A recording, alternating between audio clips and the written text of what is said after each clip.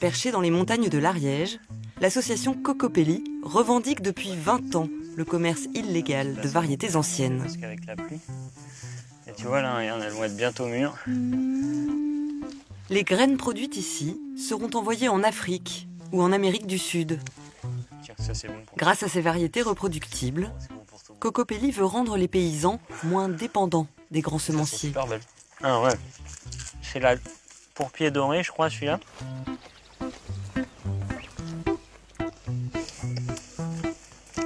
Ananda est le fils du fondateur de Cocopelli. Qu'est-ce qu'on peut aller voir? Ah bah le radis là.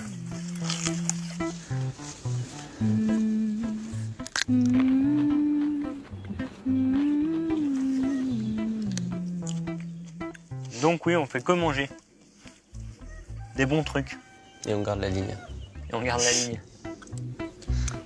Il a repris le flambeau il y a 3 ans et se bat comme son père contre la loi sur les semences qui impose aux plantes d'être toutes identiques. Il y en a quelques-unes qui dérivent un peu sur le blanc, qui devraient être plus jaunes que ça.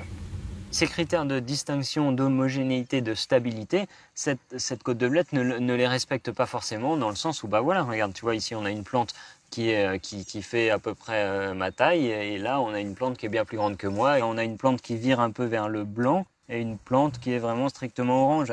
Il n'y a que les hybrides qui peuvent répondre à ces critères concrètement. Il n'y a que les hybrides F1, attention, pas les hybrides naturels, mais il n'y a que les hybrides F1 ou les OGM, parce qu'ils vont vraiment être hyper méga stables, ils vont lever tous le même jour, la plante va faire exactement la même taille, il y aura quasiment le même nombre de fruits par plant, enfin ça va être vraiment, c'est du clonage en fait, hein. Les hybrides F1 c'est des clones. Et nous ça nous intéresse absolument pas de répondre à ces critères, mais alors absolument pas. C'est pas notre combat la stabilité. Enfin, c'est pas notre combat de présenter une côte de blette qui fait 1,55 m et on veut voir qu'une tête. On n'est pas dans cet aspect-là de la vie. Et puis même, à un moment, il faut oser, il faut que les maraîchers et les agriculteurs et que tout le monde ose se mettre en désobéissance civile par rapport à tout ça. Quand une loi n'a aucun sens, comme ces lois sur la semence, elles n'ont absolument aucun sens, il n'y a aucune raison de la respecter. Cocopelli, ça fait 20 ans qu'on ne respecte pas la loi sur la semence et on est connu internationalement pour le travail qu'on fait.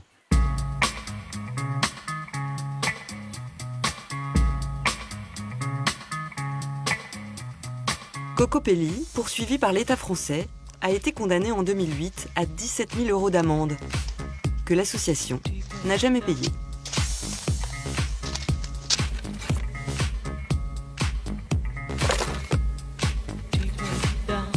Cocopelli reçoit des graines du monde entier et les redistribue sur toute la planète pour qu'elles continuent d'être cultivées. 650 tomates, 200 piments, 150 courges. Aujourd'hui, le magasin d'Ananda compte 2200 variétés. C'est clair qu'il va falloir qu'à un moment donné, les gens se rendent compte de ce qu'on est en train de perdre, parce qu'on est en train de le perdre. Malgré le travail de Cocopelli, quand même, il faut être un peu positif, malgré quand même une sensibilisation de plus en plus accrue de la population par rapport à ce sujet, on est quand même en train de tout perdre. Parce que qu'est-ce que représentent 650 variétés de tomates de Cocopelli face aux centaines de variétés qu'on perd tous les jours? Enfin, vous imaginez que des boîtes comme Bayer, Monsanto, etc., enfin, ils ont l'argent, le pouvoir, ils ont tout. On n'est pas un énorme danger direct pour eux, mais on est un danger potentiel dans le sens où on essaye de réintroduire cette notion d'autonomie que eux s'appliquent à éradiquer depuis le début, évidemment.